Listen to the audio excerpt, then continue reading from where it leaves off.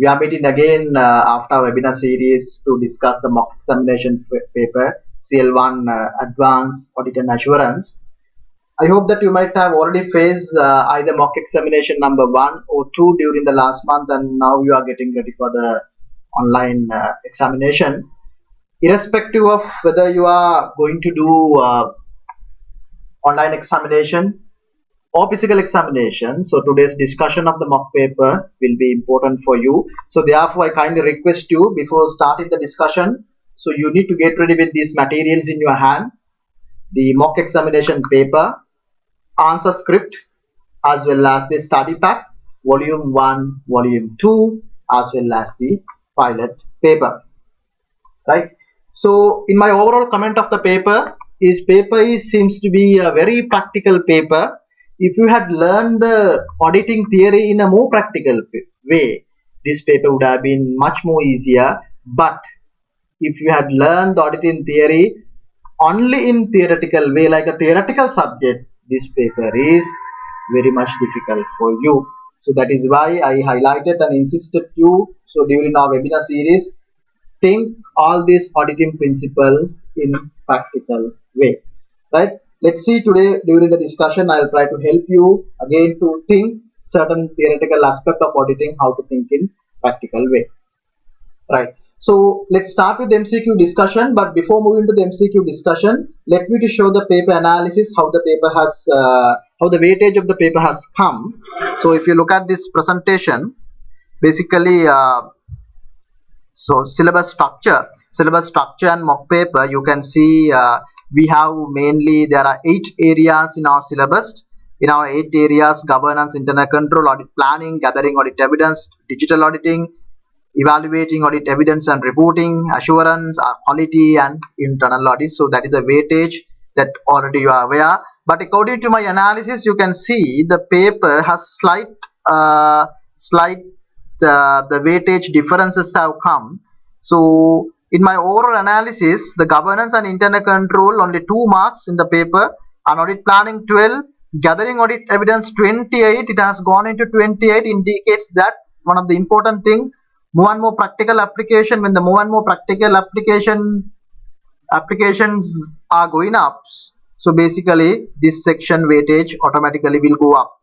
And auditing in a digital environment 13, even though it is weightage is 10, and evaluating evidence and audit reporting 19. Again, it's an increase compared to the weightage. And assurance 12, quality 14, and it's almost there. And internal audit 0, but almost the numbers almost similar to weightage of the syllabus, except governance and internal controls and professional practice of internal audit. So I hope that, so that slight change, the balance will be made at the final paper, right? So let's start with the MCQ discussion. So I kindly request you to get the printout of, you should have the printout of the paper and the answer script. It will be easy for you, and also to take some notes. I'm going to tell you not only the paper discussion, I'm going to tell you certain important things for you.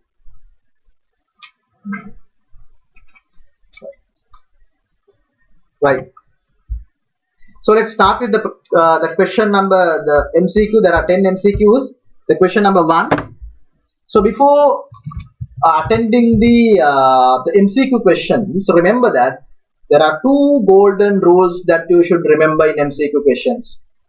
The number 1, in this type of difficult subject, you cannot identify the correct answer from the 4 answers given at the examination. So therefore, try to adopt the elimination theory. What is the elimination theory? You are identifying the wrong answers first, one by one, right? So generally in MCQ in the world, the difficult subject, there will be 4 answers. Definitely there are 2 answers you can identify as wrong answers, but balance 2, it's very difficult. So therefore, you have to adopt the elimination theory while you are attending the MCQ question. That is one of the important things.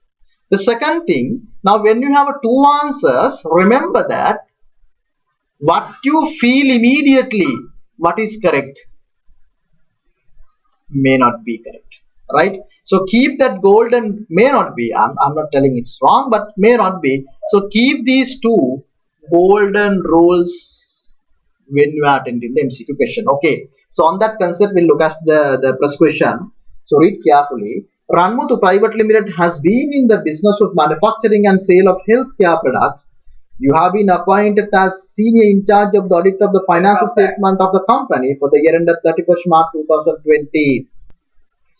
So again we'll read the question from here. So Ranmuthu Limited has been in the business of manufacturing and sale healthcare products. You have been appointed as senior in charge of the audit of the financial statements of the company for the year ended 31st March 2020. Revenue was identified as significant matter that requires special attention to the audit team. Which one of the following include the typical audit test you would perform in auditing completeness of revenue reported by the company, right? So now you have given a 4 answers, so you have to identify, if you have to identify one of the most appropriate answer. What is this question? Again we'll read the question carefully. You have to read the 2 times the question. So Ranmuthu Private Limited has been in the business of, this is a private limited or a PLC, is important information in your paper. Ranmuthu Private Limited has been in the business of manufacturing and sale of healthcare products. You have been appointed as the senior in charge of the audit of the financial statement of the company for the year ended 31st March 2020. Generally, I have told you during the webinars. So this financial year ended is one of the important information in your auditing questions. Revenue was identified as significant matter. Revenue was identified as significant matter that required special attention of the audit team. Which one of the following include the typical audit test you would perform in auditing completeness of revenue. Completeness.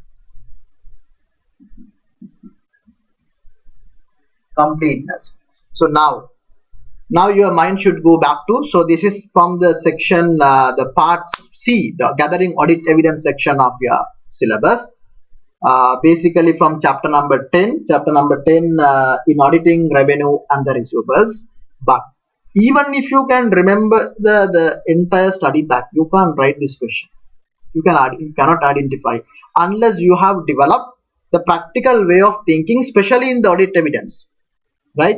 So now you have to think in a bit on a practical way. So now there are so many audit procedures. There are 4 audit procedures given. Now you have to identify what are the appropriate audit procedures for completeness of revenue. Assertion is completeness, not the occurrence, not the presentation disclosure, not the cutoff, right?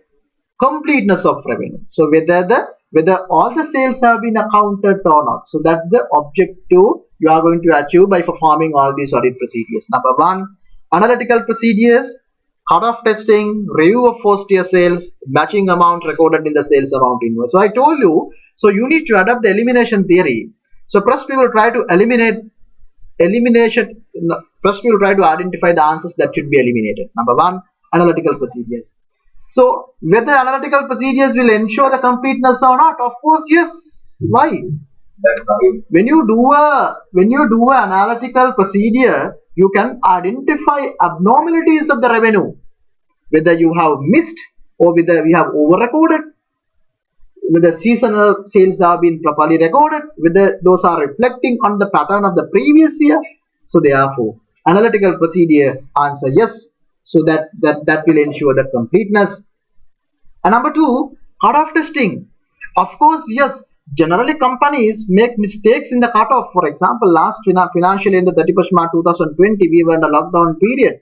There are possibilities. There could be possibilities. The revenue of the year ends are not recorded properly. So therefore, cutoff test also will ensure the completeness.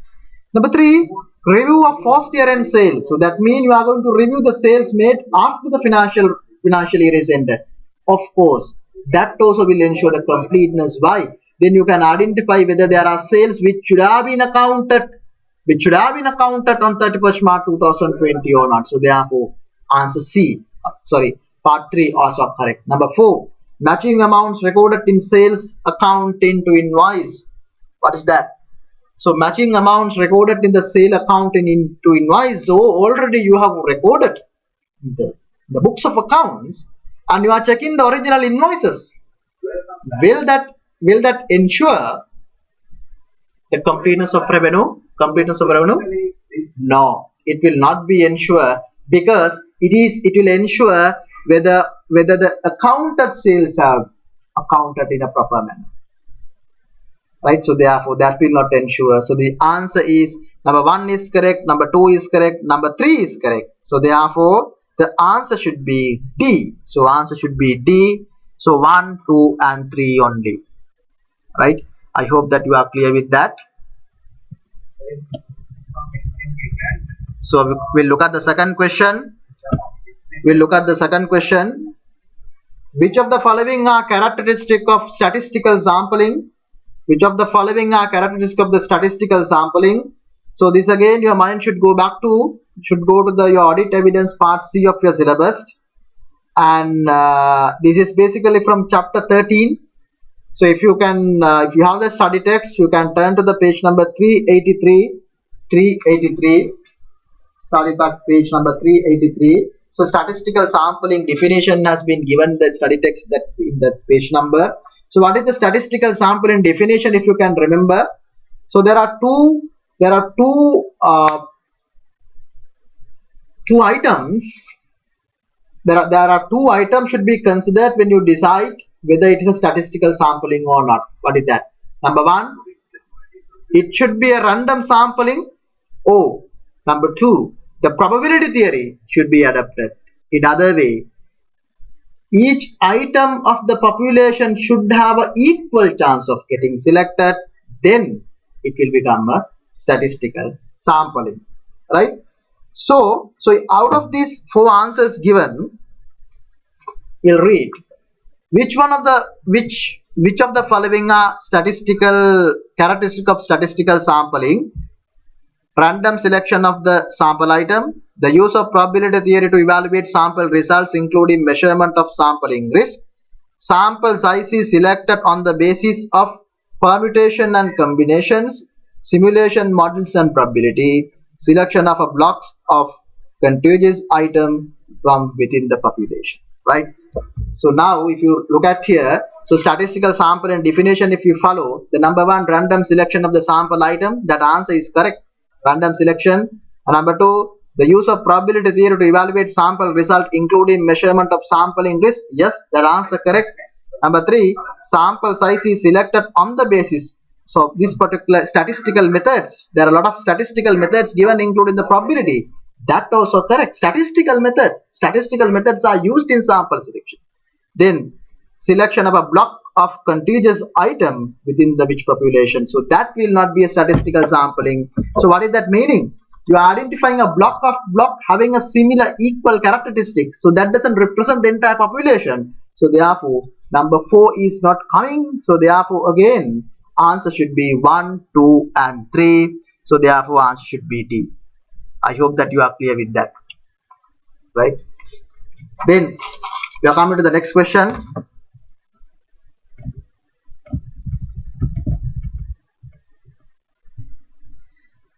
Right, read carefully. Right, question number 3, 1.3, you can see in the screen. So we'll read that question. You are in the process of finalizing the audit of finance statement of Randeep Hotels Private Limited. It's a private limited for the year ended 31st March 2020. The verification results concluded that the use of going concern basis of accounting is appropriate for the company, but material uncertainties exist.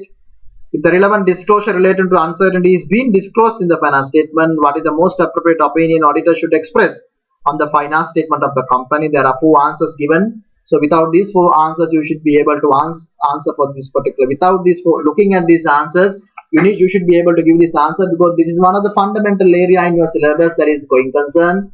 So that is again part C of your syllabus. If you go to the page number 420 of study text, page number 420 in chapter number 14, you can find out this answer. Let me to explain, taking 2 minutes of this going concern theory. I know most of you are bit confused in this going concern. Right.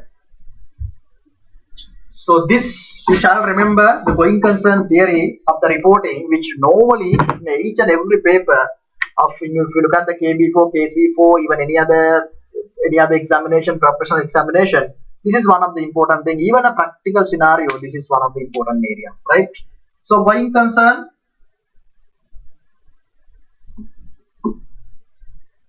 So basically there are 4 reporting lines if you can remember. So if you can turn into the 420 of the study text, page number 420, so you can see this one. Number 1, going concern assumption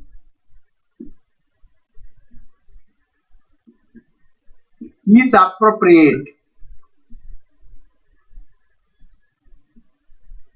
right? And material uncertainties are disclosed. That is a one situation. Number 2, going concern assumption is appropriate, but material uncertainty is not disclosed. So here what is meant by material uncertainty is what is the problem, what is the mitigating factor that should have been disclosed by the management in the finance statement prepared by them. Number 3rd scenario, going concern assumption is not appropriate.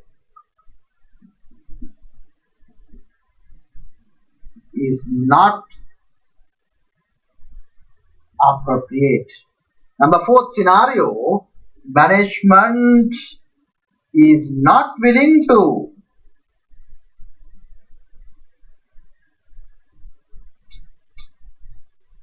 extend the period of management or a going concern assessment.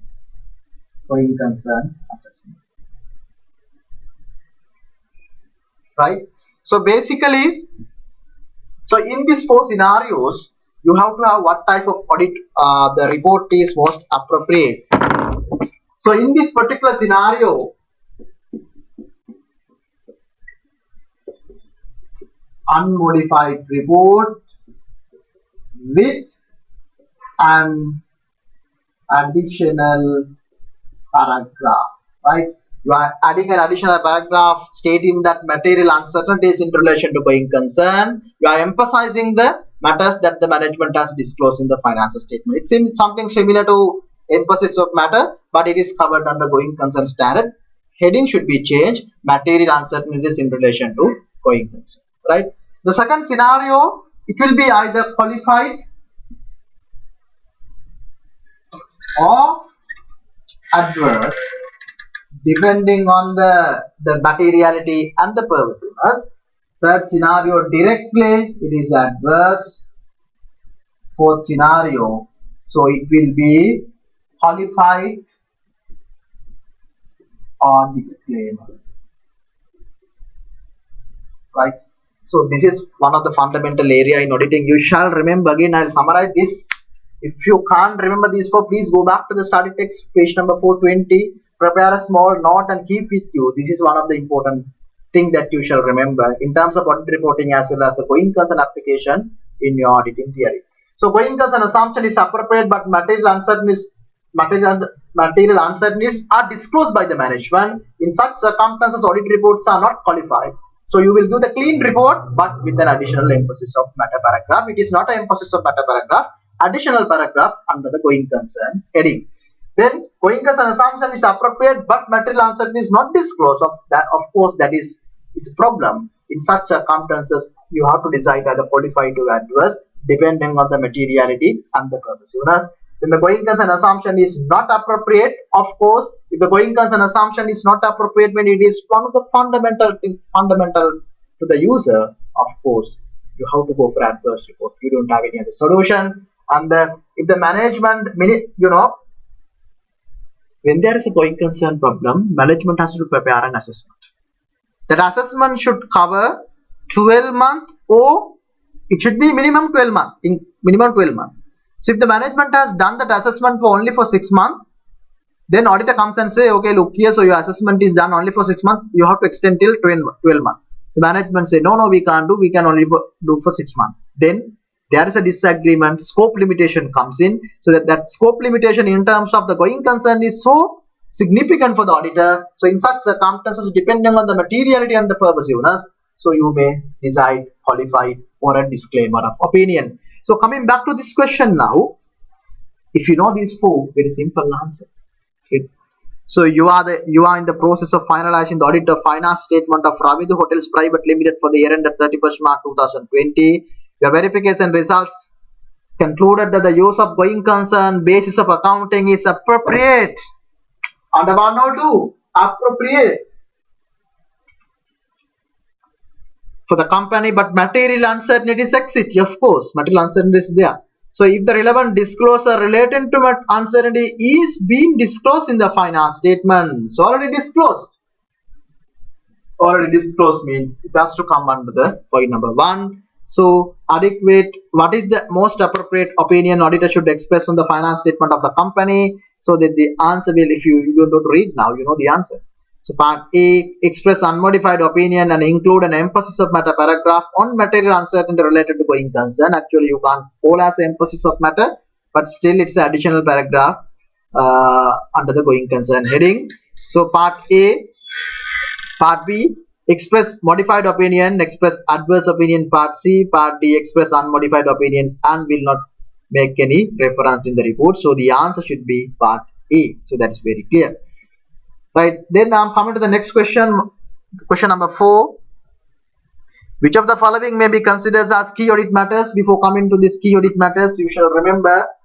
So again, I'll take you for 1 minute.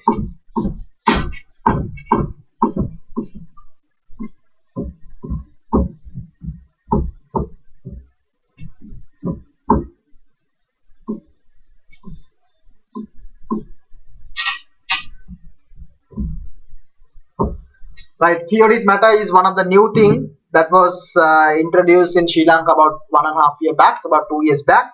So key audit matter CAM. So this is only applicable for PLCs, right? So key audit matters is coming under the auditing standard. It's a US 701. So in this particular standard, basically the key audit matter has 3 definitions, if you can remember. So there are 3 definitions. If you want, you can go to the study text. This is in part A under the audit reporting, chapter 16, page number 464. Page number 464. So you can go and see what is the definition of key audit matter. Basically, there are 3 things audit identify as a key audit matters. One is significant risk areas, significant management judgments, and significant events. In the audit which you are in now, if you see that within that financial statement or the year under review of that particular company, so as auditor you identify significant risk. That significant risk could become a key audit matter. All the significant risk could not become a key audit matters. It is auditor's judgment to select 1 or 2 or 10, 20, 50. That is auditor's judgment, right? Not all significant risk, but out of the significant risk, 1 or 2 can be key audit matter depending on the professional skepticism auditor may decide. And then significant management judgment. For example, if the investment property fair valuation, management judgments are involved. We don't know what would be the property price, at what price this can be sold. We don't know. So this will be significant management judgment. Third one, the significant event. The significant event took place during the year. So which is one of the significant risk as well as significant event. That significant event create a significant risk, and which is one of the important information that should be known by the shareholder. Of course, that could be a key audit matter. But it's the auditor's judgment to decide what should be taken as key audit matter. So that is the understanding of this particular auditing standard in the key audit matters. So if you see here, which of the following may be considered as key audit matters? Areas of higher risk of material misstatement, number 1 is covered. Significant judgment made by management, number 2 is covered. The effect of significant events or transaction occurred during the number 3, third one is covered now. So then you don't have to look at the fourth one. Internal controls deficiencies identified. So internal control deficiencies are not part of the audit. It's a secondary objective of the audit. If the auditor comes to know the significant deviances of the internal control, auditor will communicate that at the end of the audit to the management or those charged with governance for their improvement purpose according to the standard number 265. So therefore, the number 4th is not an key audit matter. So therefore, answer should be 1, 2, and 3. So that is in part C. Answer should be part C. 1, 2 and 3. It's very simple. If you don't look at here, if you know the theory, it's a very simple, right? It's not that very difficult question these are if you know. Meantime, if you don't know of the theory, you can answer this question as well. 1.5, I'm coming to that. While performing a compilation engagement, a practitioner got to know that the documents, records and explanation provided by the management are inaccurate, incomplete and not adequate. So what is the best course of action practitioner should take? This is a very good question.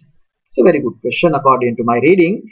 So while performing a compilation engagement, a practitioner got to know that the document, record and explanation provided by the management are inaccurate.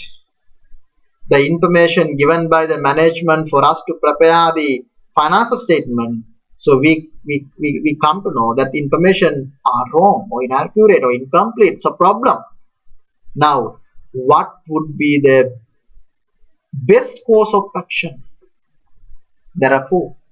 So here, of course, that my golden rules. Number 1, what is that? Elimination theory. And number 2, immediate answer that you come to your mind is wrong. That generally it may wrong. Bring the same to the attention of management. Express the modified opinion on the finance statement compiled. Withdraw from the engagement. Do not express an opinion on the finance statement compiled. So we will adopt the elimination theory from the down. We'll start from the D. Do not express an opinion. Do not express an opinion on the financial statement compiled. Anyway, compilation engagement coming in where? So if you can remember other assurance services, the services that can be provided by a chartered accountant. So I hope that you can remember this theory. The services that can be provided by a chartered accountant or a practitioner. Basically there are 2. One is assurance, other one non-assurance. Right? This non-assurance has, there are main 2. One is agreed upon work, other one is compilation. Can you remember? So in the assurance services, basically you can divide into 2: historical financial information and other information. I hope that you can remember this one. So historical financial information you can divide into 2: reasonable assurance, limited assurance. The reasonable assurance, it's basically audit. Limited assurance basically. If you look at the other information, prospective financial information, key performance indicators, internal controls, likewise there are so many. So these are all the services. There are so many other, like for example due diligence. Likewise there are so many services that you have already learned under the other assurance services chapter. So if you look at here, the compilation works comes here. So compilation work is a non-assurance work. So therefore, under the compilation work, what's happened for a company, for a small boutique center owner comes and say, I don't have accountant, but I have a bank statement. I don't have any double entry or accounting or nothing. Can you prepare the finance statement on behalf of me? The owner comes and gives us the bank statement file and the payment vouchers, receipt, invoices. So you are compiling the financial statement on behalf of the management. Nowhere you give an assurance. No tri-party relationships are involved, only two-party relationship. So therefore, it is a non-assurance work. If it is a non-assurance work, answer number 4, do not express an opinion on the financial statement complied. Of course, you are not giving an opinion here. You are just giving the result what you perform. That's it. You are not giving an opinion. So therefore, this is anyway, do not express an opinion on the finance statement. So that is not an appropriate answer, because anyway you can't give an opinion. Then part C, I am coming to the elimination theory. Part C, withdraw from the engagement. So if you can remember, okay, I'll explain, we'll keep that. Then come to the part B. Express a modified opinion on the finance statement compiled. Of course, opinions are not given. Modified opinion, those are not appropriate. It is not assurance work. So therefore, part B also not coming into the answer. So therefore, now you have two answers. Bring the same to the attention of management. Withdraw from the engagement. What would be the correct answer? Now, somebody can argue like this. Somebody can argue like this. If the management has given wrong information, why you should do this one? You resign from that. The management has given wrong information, so you resign from that. Is that correct or wrong? If you can remember, during some of the webinars I told you in auditing, we don't do right now. We have two answers. Part A, bring the same to the attention of management, and part C, withdraw from the engagement. What would be the best answer here? Resigning will be the last option. So last option should not be done as the first answer. I explained you during the previous webinar series. So therefore, here, first of all, you should tell to the management. Tell to the management so that you have given a wrong information on that. So therefore, give the correct information. So that would be the correct best course of action should take. That is answer A. So you have argument answer A and C. What would be the correct but most appropriate answer given the circumstances is part A. So basically you can see this same thing is given in the page number 532 of the chapter number 17. So the same has been given in the study text. And coming to the next 1.6. Which one of the following is an example for intimidation threat? It's coming to the code of ethics. It's section G, chapter 19. So if you want to go and check the study text, it's a page number 585. So which one of the following is an example of intimidation threat? So you know there are 5 threats: self-interest, self-rule, familiarity, advocacy, and intimidation. So intimidation threat. So intimidation threat means something like pressurizing to get it done something. You are making scared, threatening, something like that, right? So which one of the following is an example of intimidation threat? So promoting shares in a listed entity when that entity is a financial statement audit client. Promoting shares, that is not intimidation. That is what? That is advocacy. And then prepare the original data that is being used to generate records that are the subject matter of the engagement. Prepare the original data that is being used to generate records that are the subject matter of the engagement. It's of course it's self-review. And then long association of senior personnel with the assurance client, that of course that is familiarity. Last, then answer should be D, that is being pressured to reduce inappropriately the extent of work performed in order to reduce speed. So you are being pressured mean that is an intimidation to something to be get it done by the client. So therefore answer D. So that's a very simple question. If you want to see further details of the theory, page number 585 of the chapter number 19. Then 1.7. Which one of the following will form part of the quality control review for listed company? This again from the section G, chapter 18 on quality. So if you want to see the answer for this particular question from the study text, it is in the page number 556. So which one of the following will form part of the quality control review for listed company? Number 1, an evaluation of the conclusion reached in formulating the auditor's report. Number 2, whether appropriate consultation have taken place on differences of opinion. And part 3, consider the capabilities and competence of individual members of the audit team. Part D, number 4, the management team's evaluation of the firm independence towards to the audit. So now again read the question. Which one of the following will form part of the quality control review for listed company? So quality control review for listed companies are mandatory as per SLS QC1. You might have learned this one, Sri Lanka Standard on Quality Control 1. According to this, so basically the QCR is compulsory or mandatory for a listed company. So on a listed company QCR, so there are areas has been given in the SLS QC1, same thing in the study text, page number 556. So out of that, the question is which one of the following will form part of the quality control review for listed company? So number 1, we'll look at number 1. An evaluation of the conclusion reached in formulating the auditor's report. Of course, QCR partner has to look at, right? An evaluation of the conclusion reached in formulating the audit report. What the conclusion made in deciding the audit report, of course, the QCR partner has to look at. And number two, whether appropriate consultation have taken place on a difference of opinion. And of course, yes, if there are different opinion in the engagement team, it has to be referred to the technical division of the firm or a managing partner or head of assurance for the appropriate consultation internally or externally should be obtained. So that will be the one of the review made by the QCR partner.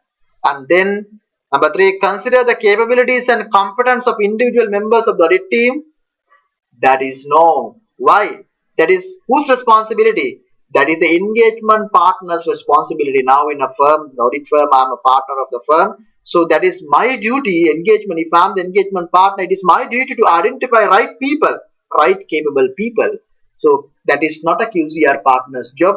So consider the capabilities and competence of individual members of the audit team. So that is not an QCR partner job.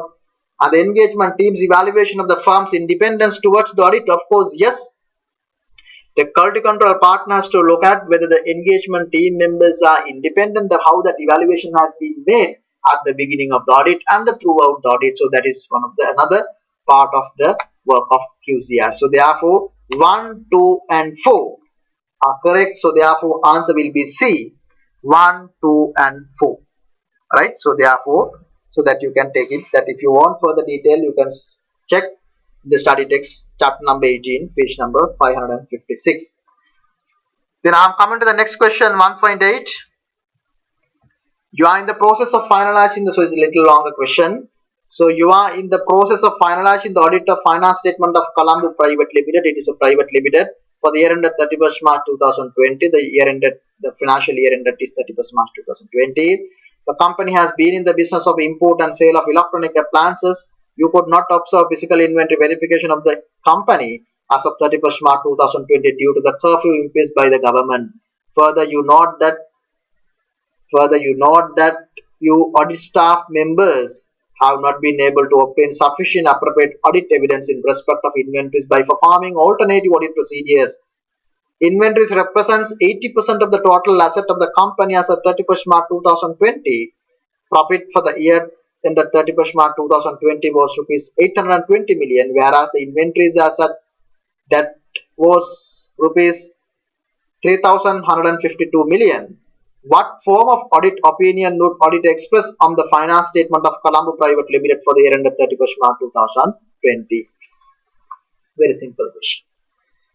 So I think if these questions are coming at the online examination or physical examination, you all will get through, right? Because these are not very difficult question, but still, if you are not studied properly, so this question will become difficult. So what the simple here, but the simple thing.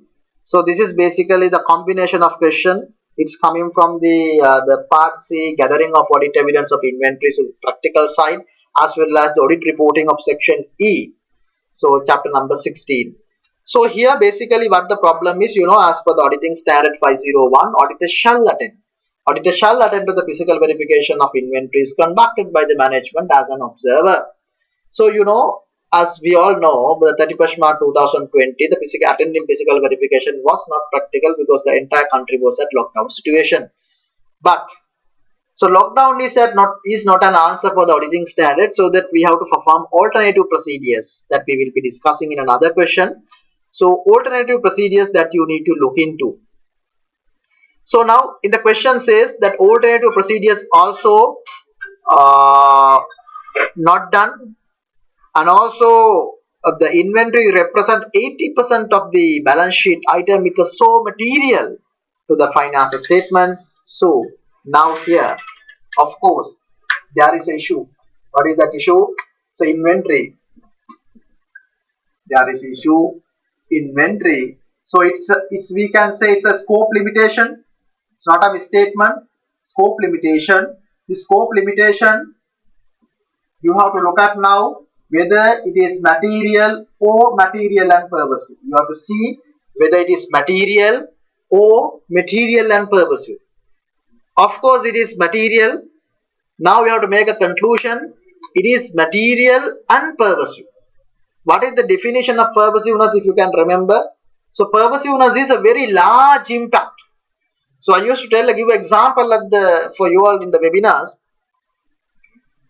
You go to the goal face and look at the sea. How large the sea, you cannot measure. Similarly, if there is an effect that cannot be measured in the finance statement, it's in all the places and it will affect the fundamental decisions of the stakeholder. It's a pervasive effect. It's a very large impact. In the pervasiveness definition, if you can remember, there are three things basically we look at. There is an issue, but it has affected that many line items or many items, corresponding items of the finance statement. The second one, there's a one issue which is represented substantial portion of the finance statement. Right? Number three, something which is fundamental to the user's understanding. If these three, one of these three complied mean, it's a pervasiveness. So therefore, here the 80% of the total asset is inventory. It's coming under the second definition, the substantial part of the finance statements or a financial position. So therefore, this is a pervasive effect. Not only material, it's a pervasive effect, right? So if it is coming under the scope limitation, if it is material and pervasive, if it is material, you will give the qualified opinion. If material and pervasive, you will give what? Adverse opinion? No. Disclaimer of opinion, right? It's a scope limitation. So therefore, it's straightforward the answer, not the adverse opinion, not the qualified opinion. Answer C, disclaimer of opinion, and part D, unnotified opinion with emphasis. So those are not appropriate, right? I hope that so you are clear with that question as well. So you have to you have to think in a little bit on a practical way, not only theoretical aspect. So the answer will be part C, right? Then I'm coming to the next question, 1.9. Which one of the following are limitation of accounting and control system? So it's again from internal control systems. So which one of the following are limitation of accounting and control system? Basically, if you turn to the page number 38 of the study text, page number 38 to the study text on chapter 2 of the part section A. So this is a very simple question. Even you can write this question from the BL5 knowledge or KE4 knowledge.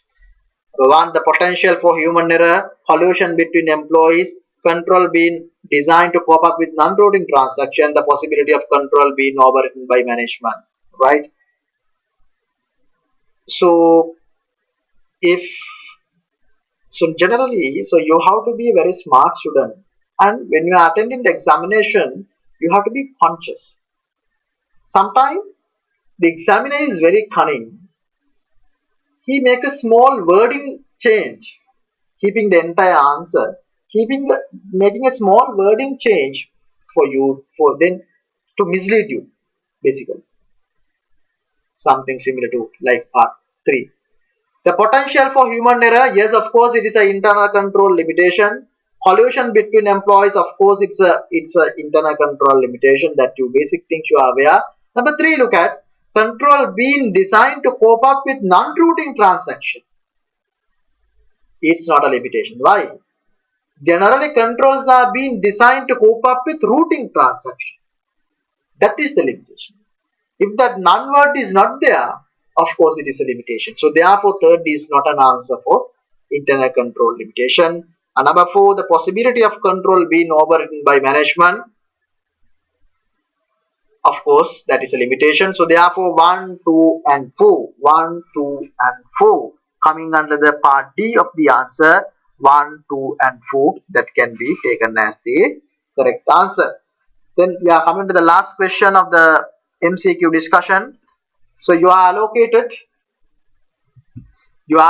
as a member of the audit team auditing the finance statement of Mathura Private Limited for the year ended 31st March 2020. The senior in charge of the audit assigned you to audit inventories held by the company as of 31st March 2020. Further, audit senior informed that there is a risk that net realizable value of inventories held by the company may be lower than the cost. Which one of the following include most appropriate auditor response to audit whether NRV is lower than the cost? So good thing, good question. Ascertain sales value for items sold post year end and N that were in inventory at the year end. Increase sample size selected for the audit of inventory. Review age analysis of inventory held as at 31st March 2020 to identify slow moving and non-moving inventory. Examine the instruction given to identify slow moving inventories at the inventory count held at the year end. So there are 4 answers given. This is a practical question. So one more thing, now you can see in your this mock paper, there are so much of practical application which are applicable in today's context. You see how many questions from COVID-19.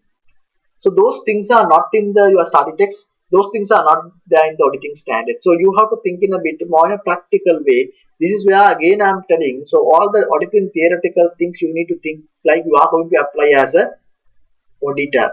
But it's not really required for you to be audit trainee or audit associate or part of the audit firm. So only thing is you need to think bit more in a practical way, right? Looking at the example of practical auditing, not to memorize any of the theory part in the study text or the standard book or any other notes given, right? So this question is basically with regard to the inventories audit procedures in relation to net realizable value. So this is again from section C of chapter 9 of the auditing inventories practical application. So even if you can remember the entire chapter 9, you can't write this question unless you have a common sense and a practical way of thinking. So you were allocated as a member of the audit team auditing the finance statement of Mathura Private Limited for the year ended 31st March 2020. The senior in charge of the audit assigned you to audit inventories held by the company as of 31st March 2020. Further, audit senior informed you that there is a risk that net realizable value of inventories held by the company may be lower than the cost. So that is we know in LKS2 requirement, LKS2. So LKS2 cost or in NRV, whichever is lower has to be accounted, which is one of the fundamental from A level. So that now as auditor you need to ensure whether this accounting treatment has been adapted in a practical way. So which one of the following include most appropriate auditor response to audit whether NRV is lower than the cost? Right, we'll look at one by one. What would be the most appropriate for the NRV testing? We call in a practice audit firm, this is called NRV test. Ascertain the sales value for items sold post year end. Ascertain sales value for items sold post year end that were in the inventory at the year end. Perfectly correct. So shall we say one item, one mobile phone, we'll say otherwise this pen. So 31st March 2020 cost was 100 rupees, or at the time at the April or a June or May, so this has been sold at 90 rupees. Of course there is an NRV adjustment has to come. So that is what this procedure. So ascertain sale value of items sold post year end that were in inventory at the year end, of course. So that's the correct answer. Then increase sample size selected for the audit of inventory. Increase sample size selected for the audit of inventory. It's a question mark. Review age analysis of inventory held as at 31st March 2020 to identify slow moving and non-moving inventory. Review age analysis of inventory held as 31st March 2020 to identify slow moving and non-moving inventory. Of course correct, because so when you review the age analysis you can identify with the items that are not going, that are moving slowly or not moving at all, that indicate that you will not be able to sell at the cost even in a subsequent date. So therefore this will be number 3 will be another procedure which is applicable for NRV testing. And the number 4, examine the instructions given to identify slow moving inventories at the inventory count held at the year end. Again it's linking with the slow moving inventories identification. Yeah, that will be again helpful in the NRV testing. So therefore number 1, 3 and 4. Number 1, 3 and 4 is correct, but number 2 is not a correct answer, because increasing sample size would not serve the purpose of NRV testing. So that is, you can increase the sample of the inventory if your risk is more in terms of the existent or all other assertion as a whole, but specifically for NRV testing it may not be an appropriate. So therefore answer 1, 3 and 4 coming under the answer should be the C. Right. So now with that, all 10 MCQ questions that we have discussed, I gave you the study pack reference as well. But in my overall conclusion in this 10 MCQ question, none of the questions are very difficult. Those are average question. Only thing is my prediction of average students, not average student. The students have done a fair job can get 8 marks. Sorry, 8 question can be attended. That means 16 without any problem. One or two will be there because in your pressure or because of your you are not in your situation of the examination. The one or two can go wrong, so don't bother about that one or two. So, but if you got this, if you got 8 questions correct, that means 16 marks. So that you are somewhere there. But your number of correct answers are less than 5 mean that indicates something your practical application knowledge of quantity theory is not sufficient. So you have few more days to go for the online examination or maybe some other 1 month for the physical examination. So think certain auditing theory bit on a practical way. So looking at our previous webinars. So that is what most important thing. And also you have to see the today's context of the auditing, especially COVID-19 has changed the auditing approach certain level. So that aspect also you need to have a certain knowledge. Right. So now I'll be moving to the now straightforward to the section 3.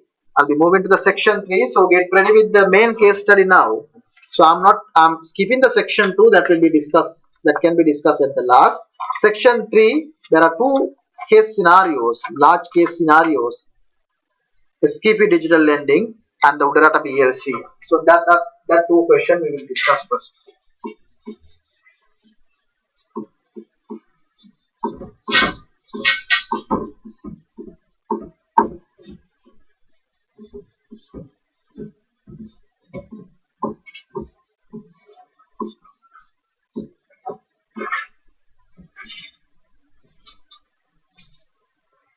Right. So I'm directly going to the section 3.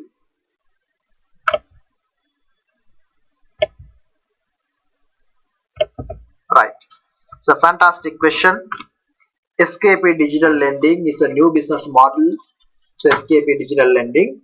So this is the audit planning question. So when you attend into the audit planning question, so you have to be certain things in your mind. So when you attend in this question in the online mode, sometimes it's difficult for you to read and then highlight and all these things are sometimes maybe difficult. So but so with the limitation, so you have to somehow keep the important points. So I'll tell you how to attempt to the question in a very systematic way now. So follow those instructions, then it will be easy for you to identify the significant points without missing on that, right? And also when you attend into the online examination, so don't try to write the stories. So it will make there will not be time. One of the complaints some of the students made in the online examination is no adequate time. So actually you have to reduce the quantity of writing. So in the auditing type of question, it's you want subject, you want the specific answer, not the story writing. So therefore you can save a lot of time writing only the point in the answer. I'll show in this particular case scenario. So how practically think and how practically limit the answer only to the point when you are writing or typing. Right. So this particular section 3 question number 6 coming here. So first we'll look at the required section, that is your order of thinking the question. You need to look at the required section. State 2 steps that the auditor may follow in identify and assessing the risk of material statement at the finance statement level and at the assertion level. 2 marks, straightforward theoretical question. Part B, recognize 2 possible fraud risk factors and state the condition factors in the fraud triangle in front of each fraud risk factor for 2 marks. It's a practical, you have to identify from the case scenario. Part C, evaluate 4 risk of material statement that should be considered in planning audit of SKPs. Again, a practical, you have to identify from the case specific information. Part D, outline the auditor's response in respect of each of the risk of material statement stated in the part C above.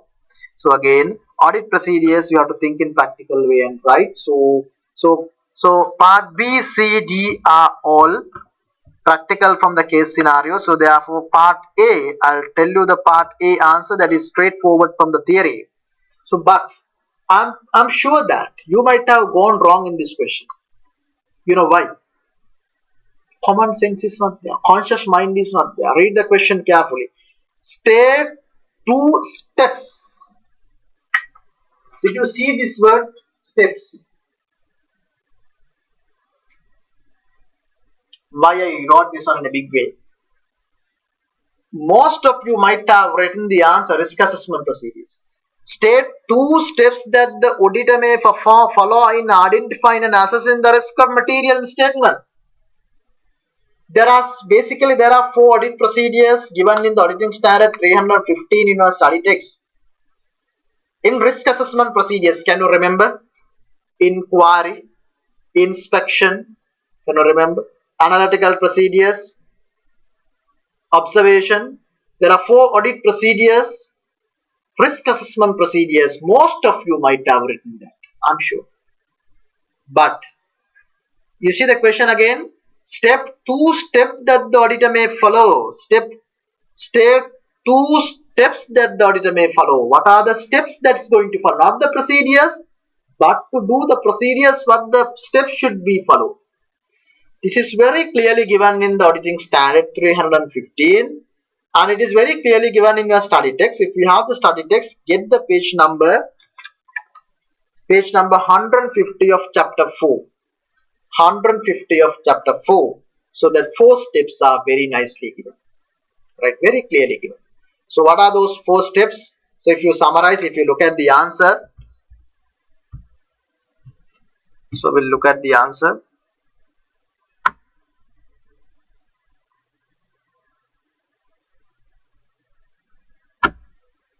Right here. But so what are the four answers given? So you have to see that mainly while you are understanding the business, throughout the process, identify the risk. It is number one. And number two, when you identify the risk, relate at the financial statement as a whole. This is a little bit advanced auditing, right? Relate finance statement as a whole. Number three, relate the risk to the what could go wrong question at the assertion level. And number four, consider the likelihood of misstatement. So this is something, it's an in-depth auditing. So auditing in depth. So in these steps, so sometimes you can't think and write this one. I don't think you can think and write unless you have a very sound floor knowledge of auditing, or you can remember this particular theory. So I don't think you can write, otherwise just think and write will not be possible for this unless you have a proper knowledge in auditing, right? So that is the answer for part A. So it's given in the page number 150 of chapter number 4. So again, I'm highlighting. So this question is basically to identify steps. So on the step, what we do, so you identify the risks, what is available at the understanding process. Then you segregate those risks at the financial statement level, and you segregate those risks at the assertion level using the what could go wrong question. And then you look at likelihood of happening of all these mistakes, all these risks. Right, so now we are coming to the part B and C. This is what we have to read carefully now. Okay. So follow the instruction that I have given during the webinar series as well. So when you attend in this type of very large case scenario, so what you should do is, so now sometime it will be difficult for you to in the online examination to if it is a physical examination, you can highlight here and keep the point mark so that you can summarize. So what you can do is in the online examination, so either you can highlight in the paper itself, or you can use a small piece of paper and just note down the points, and then you can prioritize and write the correct answer. So why I am telling like that, you know, when you attend in the practical case scenarios, now if you have to identify risk, 4 risks, there are so many risks here. First of all, you have to identify all the risks and prioritize the significant risk and write the most significant 4 risk in the answer. Not to write the risk that you see in the question, but you have to prioritize based on the significancy and write in the proper order. So that will help you to get on not only that 8 marks, even at the next 8 marks, right? That is audit procedures. Okay. So in this particular case scenario, there are two questions basically in the practical side. Identifying the risk, right? Other one is identifying fraud risk factors. Right? So I'm going to read the question with you carefully. So what I'm going to do is I'm going to note down all the risks. Out of that we will prioritize the 4 risks. Right. So SKP Digital Lending Private Limited. Digital Lending Private Limited. So private limited information is important, but this is not a PLC. It's a private limited. So private limited means less compliance. So private limited is engaged in the business of online money lending. You need to have a proper understanding on business nature. This is online money lending. SKP was incorporated in Sri Lanka on 1st April 2018. I have told you several times. So you need to be very alert. You need to be very careful about the dates given. 1st April 2018 means it's a newly incorporated company in the 2 years back. And it is a subsidiary of SKP Digital Lending USA Private Limited. It is a subsidiary of a USA parent. So you are an audit manager of SAM Associate, a global firm of chartered accountants, responsible for the audit of SKP for the year ended 31st March 2020. So you are in the process of planning the audit of the following information has been the following information has been extracted from the draft finance statement and the other documents made available to our audit staff. So what is our purpose of this particular question? The reading of this particular question is what? You need to identify the risk as well as the fraud risk factors. There are two objectives, right? So in the first paragraph, do you have any risk? Read back. Read again. SKP Digital Lending Private Limited is engaged in the business of online money lending. So generally, the business nature, the nature of the business would create audit risk. Generally. Sometime may or sometime may not. Here, do you see there would be a risk? Of course, yes. Why? So money lending is a highly regulated business by the Central Bank of Sri Lanka, accepting public deposit and then money lending, financial transaction. There are so many money laundering act, then business finance act, banking act. There are a lot of regulations are in place. So therefore, the business nature itself, it is a risk for the financial statement. So what is number one? I am recognizing here, right? Compliance. Compliance with law regulations. You see, I identify online money lending definition itself. I feel a risk. Now I am not going to write at the answer, but I am going to note down all the things and write in a significance here. Right. In the second paragraph, you are an audit manager of SAM Associate. I don't think it's just an introduction given regarding the audit firm. I don't think there would be any risk involved. Then business operation. We'll read this next time. So business operation. People in the age group between 18 to 60 years can apply the loans through the company's website, and the communication and exchange of information between the borrower and lender is done online throughout the loan application process. The application process is quick and hassle-free. Most online loans are unsecured. Most online loans are unsecured. So we'll read the entire paragraph. Will only require minimal documentary requirement. The company uses sophisticated information technology system eCredit in credit evaluation and processing loans with minimal human intervention.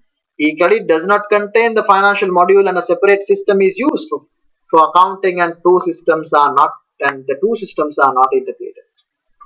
Now you read again to identify the risk of material mistakes. People in the age group between 18 to 60 years can apply for the loans through the company's website, and the communications and exchange of information between the borrower and lender is done online throughout the loan application process. Do you see a risk of material misstatement? I don't think. There could be a business risk. This fake person can apply the loan, but it is not be a risk of material misstatement, because this is a very common business in the world now. For that, you have to take some other internal controls to address the business risk, but it's a risk. It won't be audit risk. The application process is quick and hassle-free. Most online loans are unsecured. Most online sales are unsecured. So unsecured means if that particular person does not pay back or repay the money, we will have to provide the impairment as per FRS 9. So therefore, I'm getting into the second thing. So loan impairment because unsecured. Right? Then, and will only require minimal documentary requirements. The company uses sophisticated information technology system, e-credit, and the credit evaluation and processing loans with minimal human intervention. E-credit does not contain the financial module, and the separate system is used for the accounting, and two systems are not integrated. This is a problem. Why? Some of the companies intentionally they maintain another system for accounting and another system for operation. We don't know here it is intention or not, but there is a risk involved. So when there are two systems, when there are two systems maintained, financial module is not part of the operation module. What will happen? You have to extract the data from the operational module and upload to the financial module, which creates an opportunity for fraud. Right? It's coming under the fraud risk factor. It's opportunity. Two accounting systems. It's opportunity. It's opportunity for the people to engage in the fraudulent financial reporting or misappropriation of asset. And similarly, here also, since both the systems are not integrated, there can be unreconciled balances, unrecorded transactions. Regarding the completeness, you would see a problem. So therefore, maintaining two accounting systems will have another audit risk being created. Right. So we'll see the next one. SKP is not a licensed finance company registered under the Central Bank of Sri Lanka. SKP is not a licensed finance company registered under the Central Bank of Sri Lanka. The board of directors is of the view that the registration with CBSL is not required as the company does not obtain public deposit. The company is fully funded with equity capital. Do you see any problem? There is a problem. What is that? Read again. SKP is not a licensed finance company registered under the Central Bank of Sri Lanka. The board of directors is of the view that the registration with CBSL is not required that the company does not obtain public deposit. Who tells that? Management is telling. Then to auditor to get the satisfaction, auditor has to check in detail. Who knows that? Who knows that the company is taking the public deposit or not?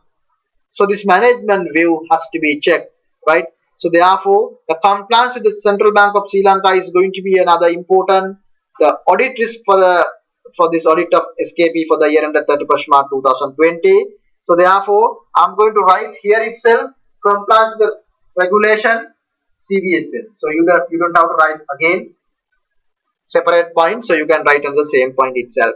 So, but if for your knowledge.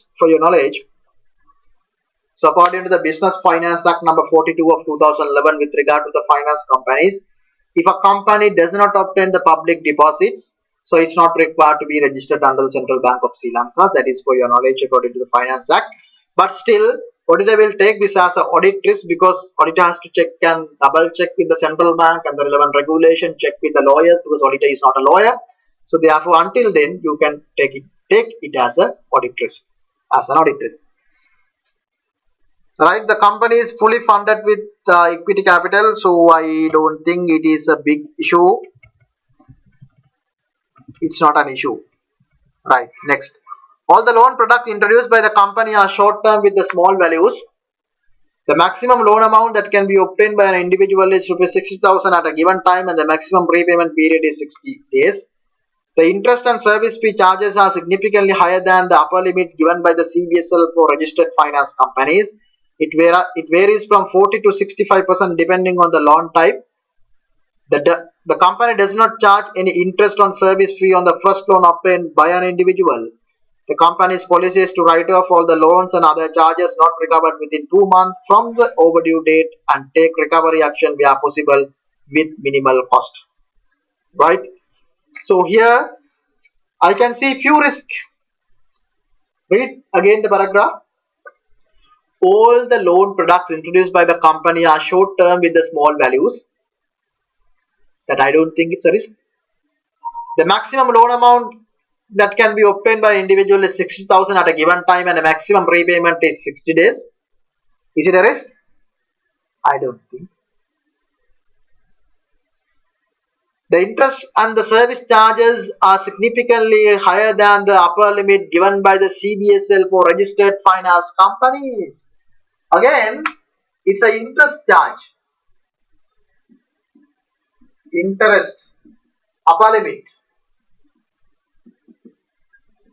The interest upper limits are above the central bank rate, which could create an environment that the central bank come and control this particular company or the license. If there is any registration can be cancelled or a material penalties could be imposed, there is a possibility. Because when the market interest rate is nowadays, what is the market interest rate nowadays? The market interest rate is now 8 to 10% of the loan. But you see here the interest rate is 40 to 65%. Of course, there is a risk involved because there is no all the loans aren't secured. The risk is high, but you can't go to 65%. So it is much more higher than our what we call Poli Mudalali. So much more higher than that.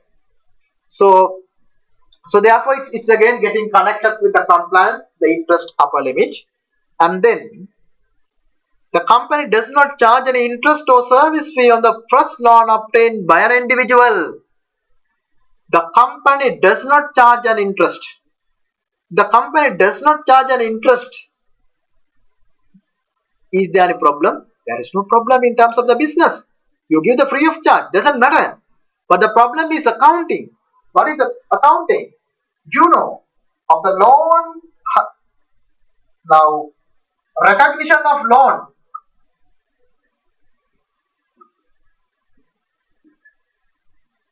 You know, when you are recognizing a financial asset at the initial recognition should be at fair value. Subsequent measurement for a loan, it can be an amortized cost. So when the loan is given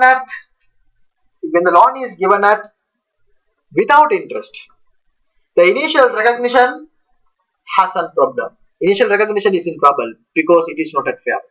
So therefore, as per SLFRS 9, so this has to be relooked.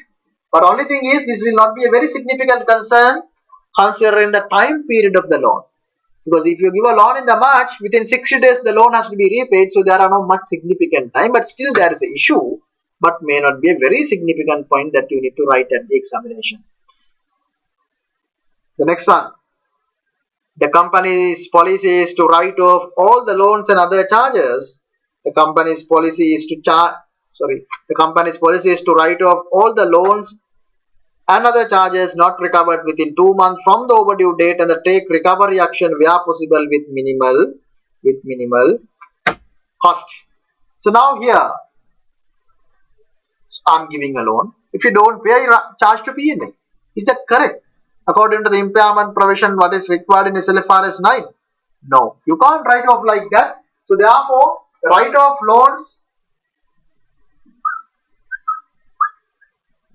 loan write-off, I recognize as another significant risk combining with the loan impairment. Right? And also, don't you think like this? When there is a company's policy is to charge all the amount what is not recovered throughout the last 2 months. Don't you think that it creates an opportunity for the people who are in the business or people who are in the transaction recording, especially the accountant, creates an opportunity that money can be taken and outside the business and not account at the end, charged to the P&L because that is the company's policy. So therefore, writing off, loan written off,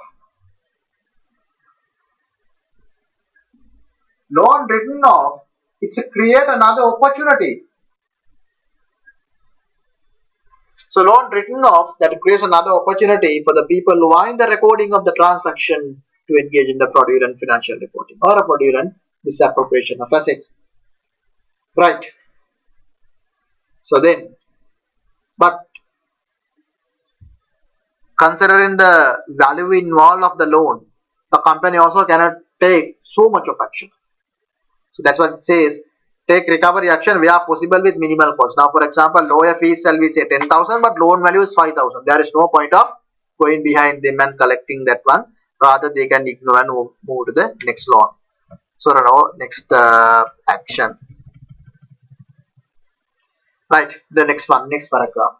Loan portfolio. The company has incurred rupees 450 million during the year of enhancing the awareness of digital lending and establishing SKP brand in Sri Lanka. Management is of the view that the brand development cost should be capitalized considering the future economic benefit. In response to the higher demand, the company has granted a significant number of loans during the year, but the repayment has been significantly reduced due to the prevailing economic issues in the country. According to the Chief Financial Officer, the non-performing loan rate would increase from 20 to 45% in the year 2021 due to the current COVID-19 pandemic situation. That is a good paragraph. The company has incurred rupees 450 million during the year for enhancing the awareness of digital and lending and establishing SKB brand in Sri Lanka. That is basically a brand development cost. The company has incurred a significant amount, 450 million.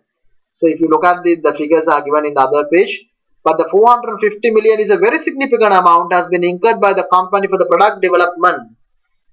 But management is of the view that the brand development cost should be capitalized. Is that correct? As per LKS 38, to capitalize such a cost, you need to look at the criteria given in the standard. In generally, internally generated brands cannot be capitalized. That is LKS 38 requirement. So therefore, it's going to be a amount involvement is material. The management view also challengeable. So therefore, it's going to be another risk of material misstatement. Number 5. So brand development cost.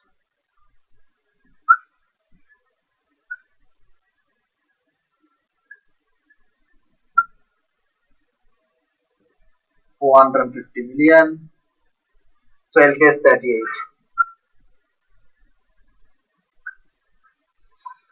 Right. So that is another issue. Then, in response to the higher demand, the company has granted a significant number of loans during the year, but the repayment has been significantly reduced due to the prevailing economic issues in the country. The prevailing economic issues in the country has created some negative result or a negative impact to the business. When you read that, you need to feel that now COVID-19 impact has come. If the company is giving unsecured loan, people will get more and more loans, but they are not in a position to repay. They have credit.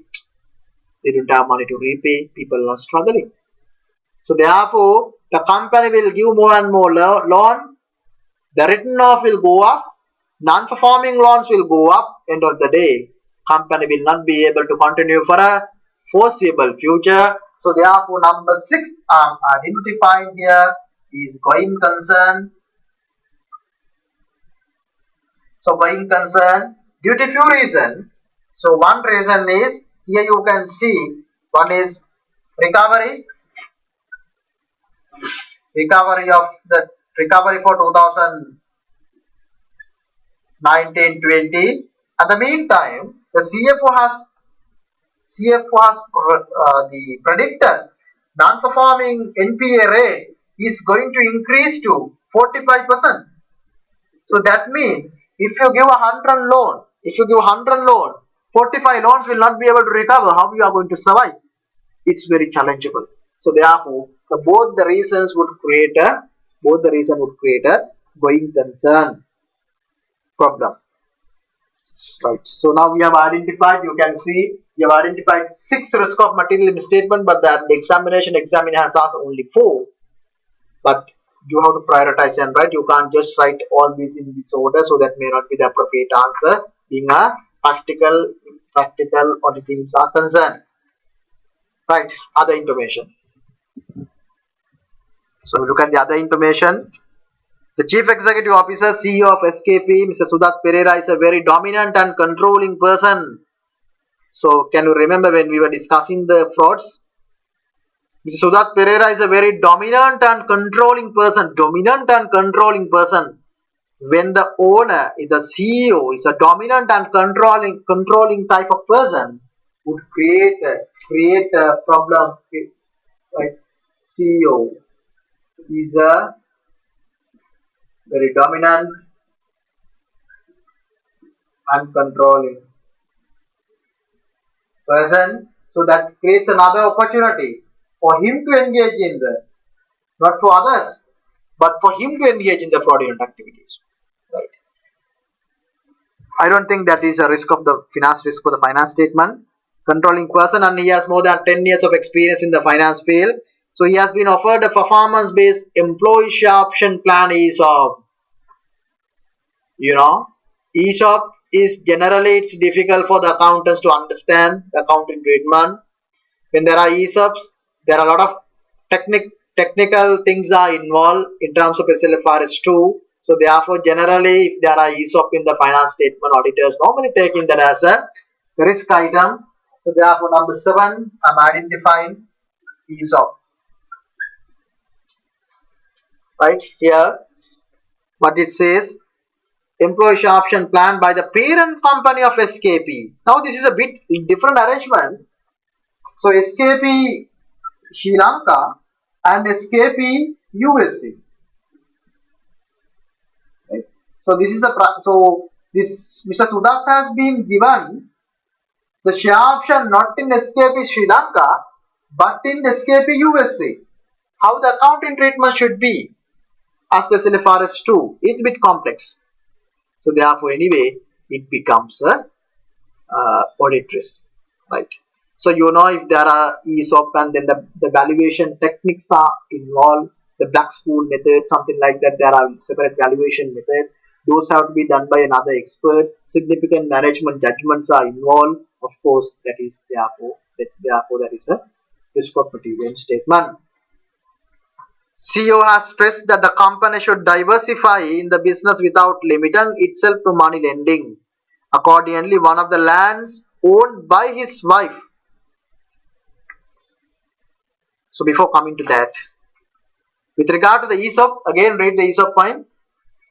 He has been offered a performance-based employee share option by the parent company of SKP.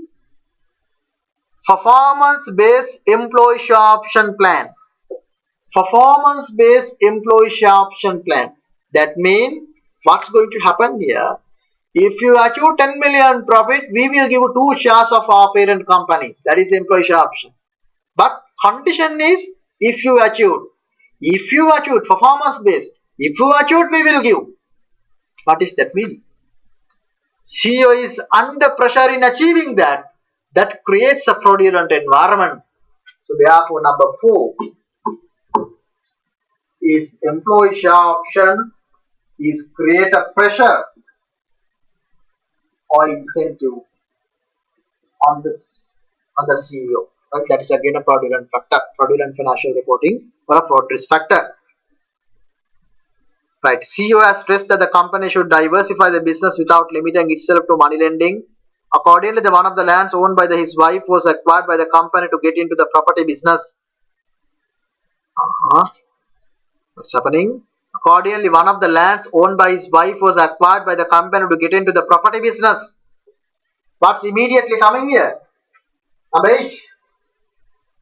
Related party transactions.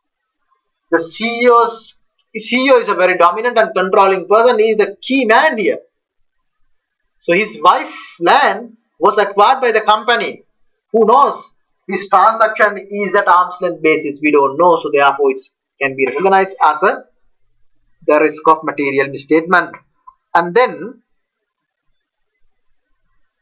the land was acquired by the company on 6th April 2019. 6th April 2019 at a cost of 990 million. It is so material. It is so material.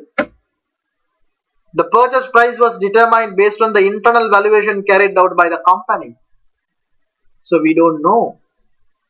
This value is reflecting the fair value of the property, which we don't know because that is an internal valuation. And then further, CEO has informed that the auditors will be provided a confirmation signed by directors stating that the fair value of the property as at 31st March 2020 equals the cost due to the impact of COVID-19 pandemic. So it could be correct.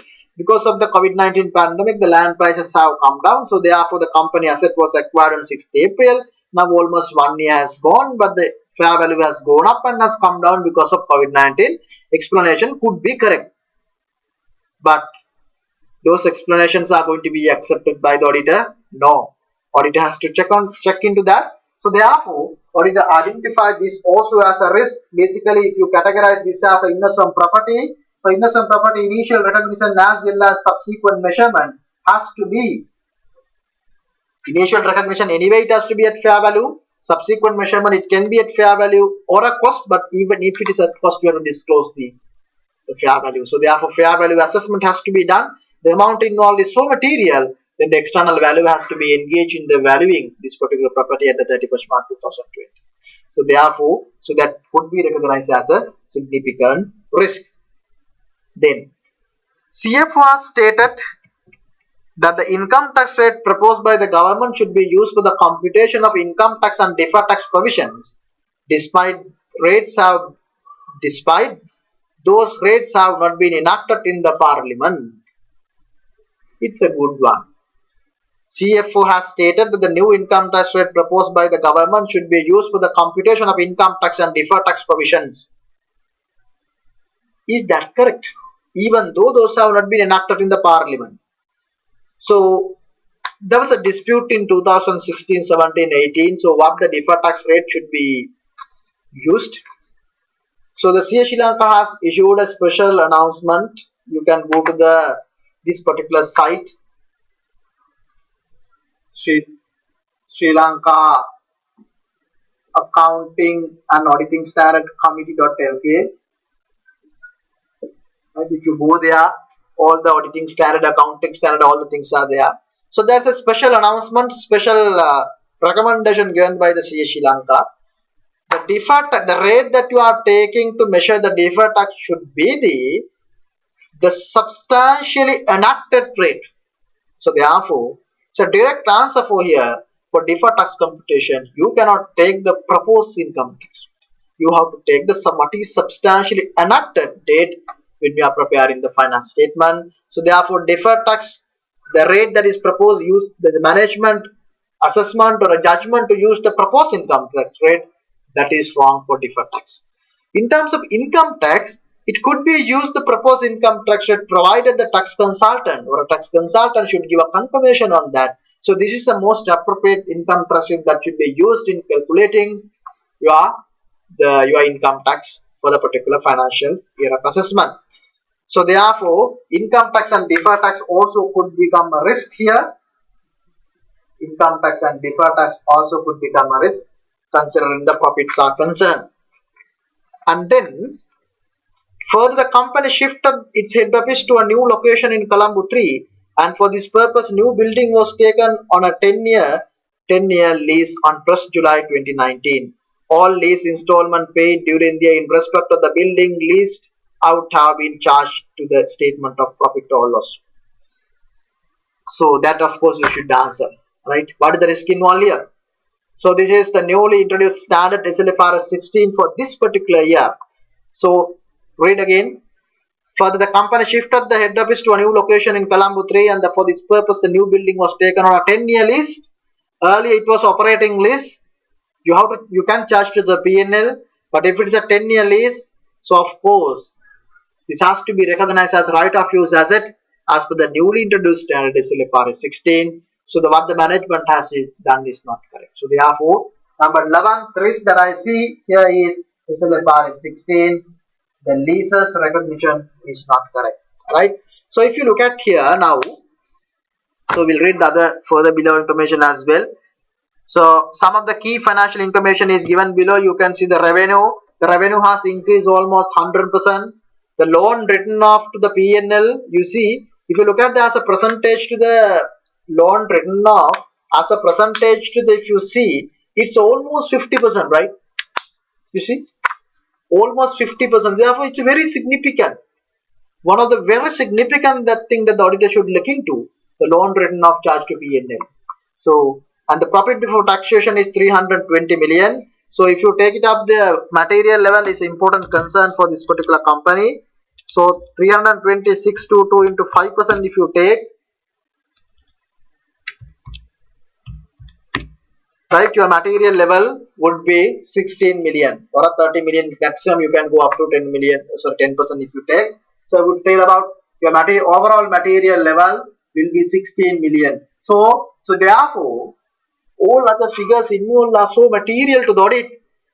So according to the materiality, you have to prioritize what should be written at your examination paper, what should be typed.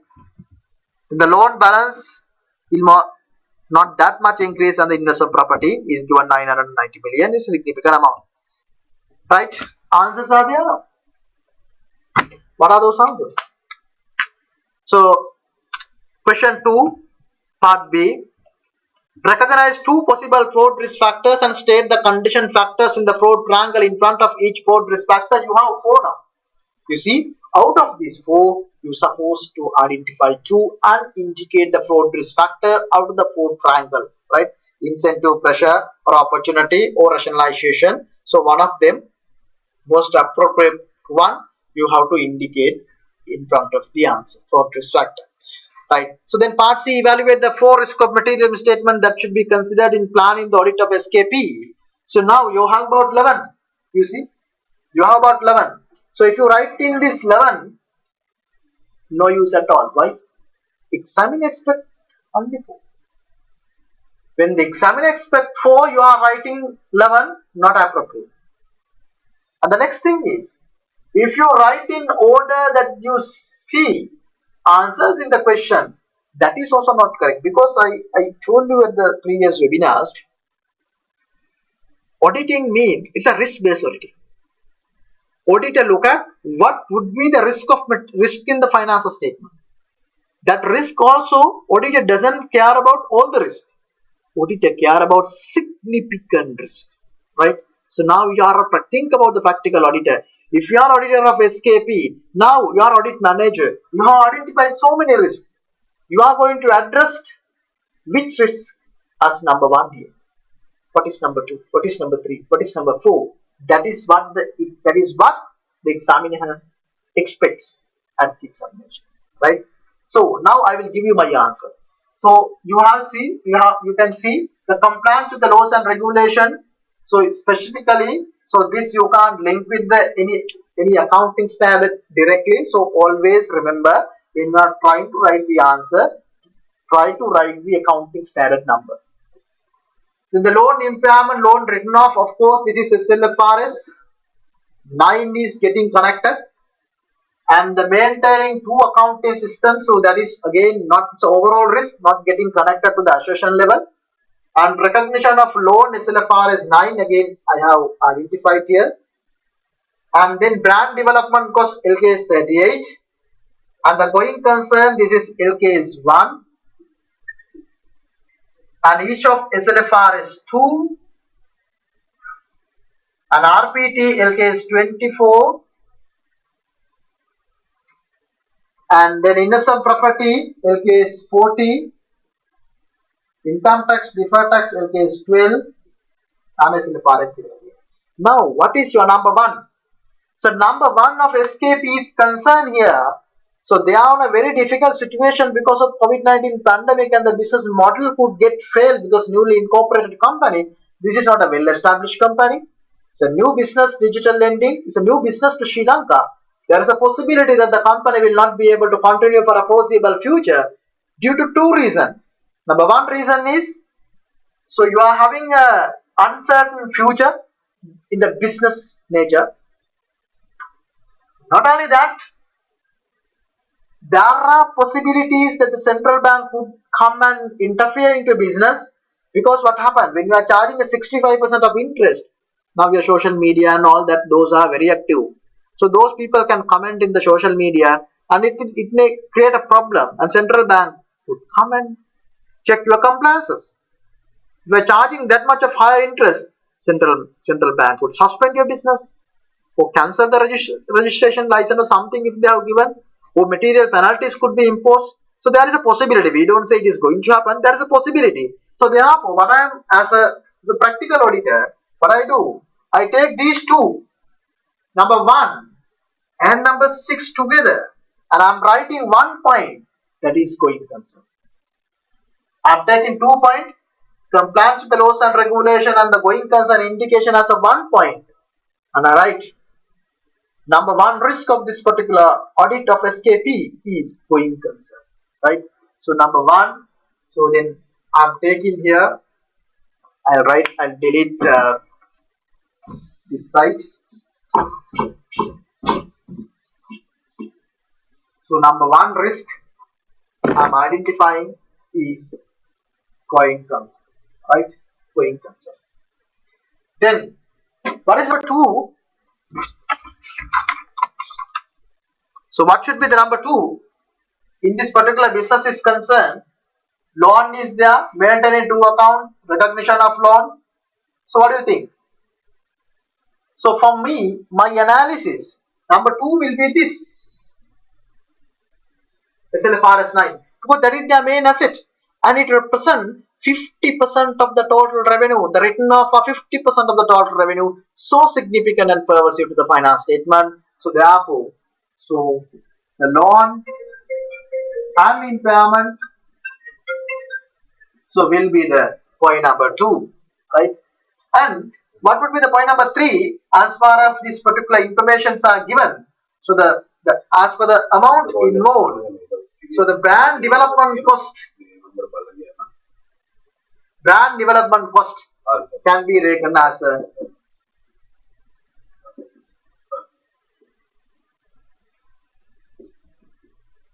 brand development cost can be taken as a number 3rd risk.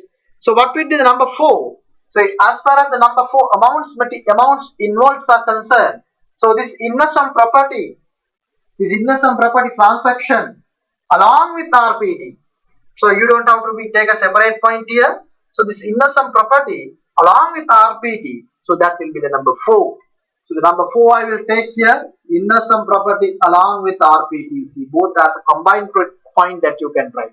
So these are the 4 key matters if I am the auditor of SKP Digital Lending for this particular year. These are the 4 things I will look at as first. Other things I don't say it is wrong.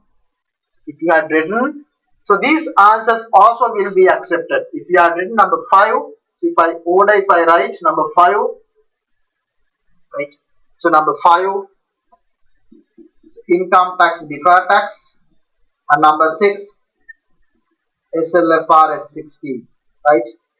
That too also will be accepted, and maintaining 2 systems also can be accepted, number 6 and 7, 2 accounting system, right? But so now we got this one, number 2 we got. So we didn't get the recognition of loan. Actually this is not a significant risk, even though I wrote here why. Because considering the 2 months are concerned, it is not going to be a very significant risk. So therefore this will not take, already taken. And the ESOP. And the ESOP also not, is a risk, but not going to be a very significant risk, because it is only a one man. It's only a one man. The recognition of ESOP would not be that material considering the other figures are involved. So therefore that also you can take in, but as the last point. And the RPT, IPS all we have taken. So you see here, basically, so these are the 4 things, basic, the main significant risk. So if you have written up to point number 7, so will be accepted at the examination. Right, quickly we'll look at the answer now.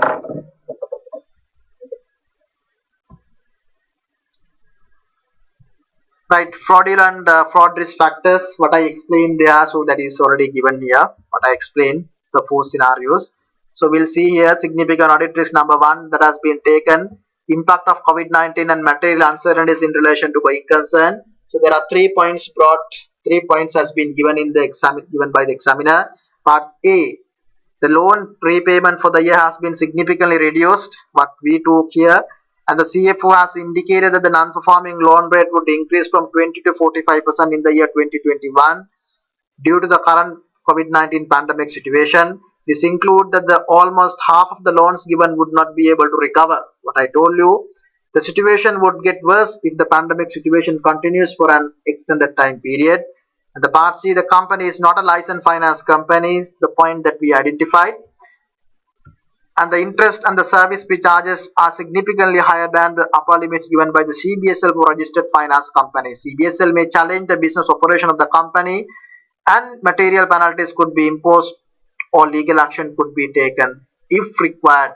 So appropriateness of going concern assumption required by LKS 1 need to be ascertained.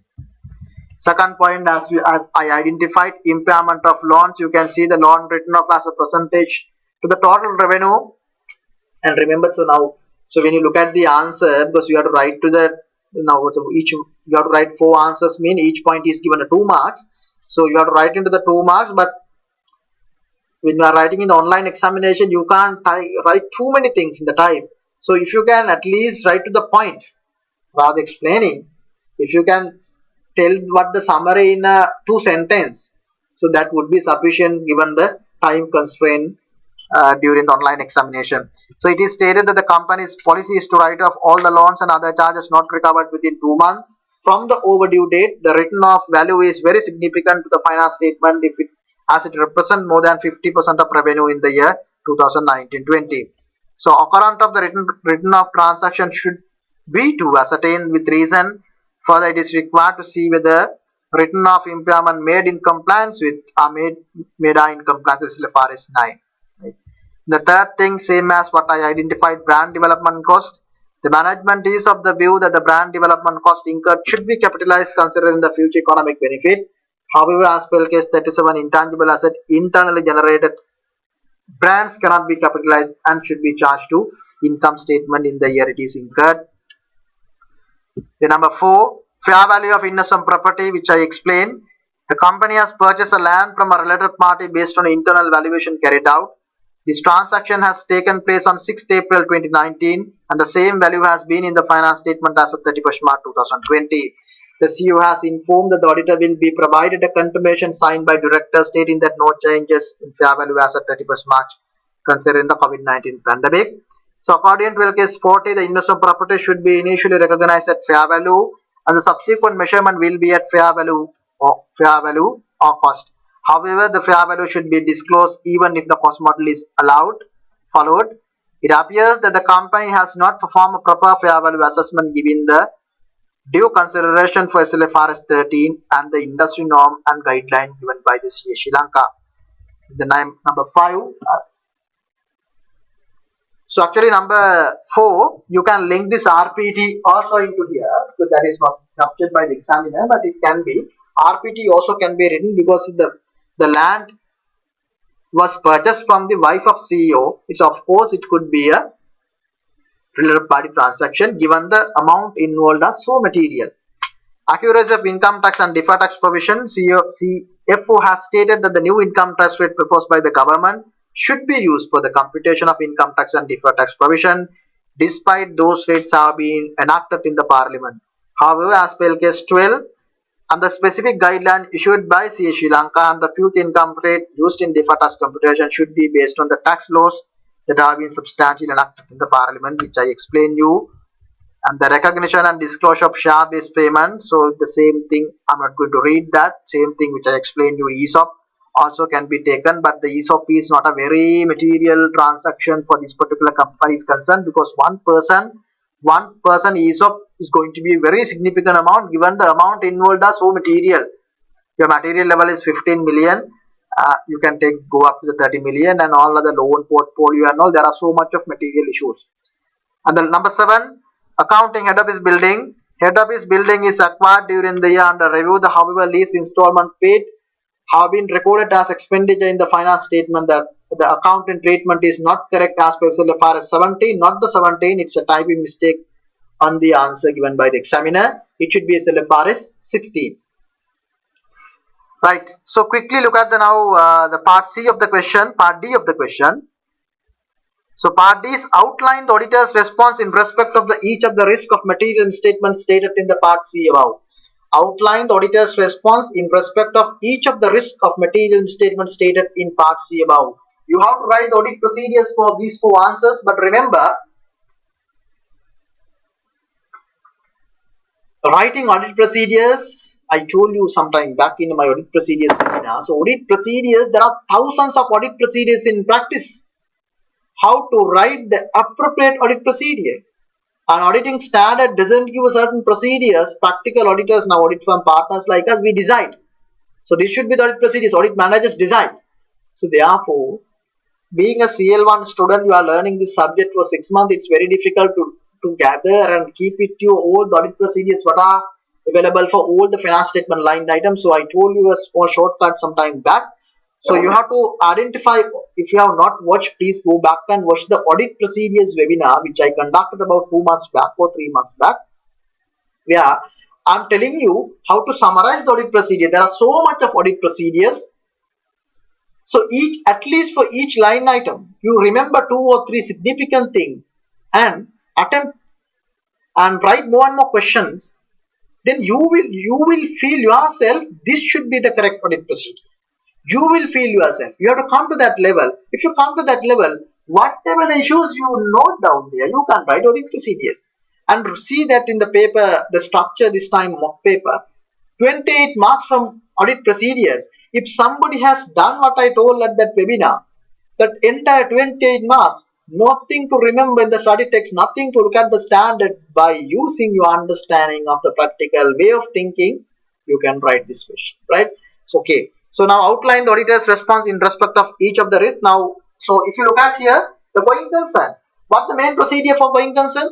So going concern main procedure is request assessment from the management and check whether that assessment, whether that is reasonable, assumptions are correct, data correct.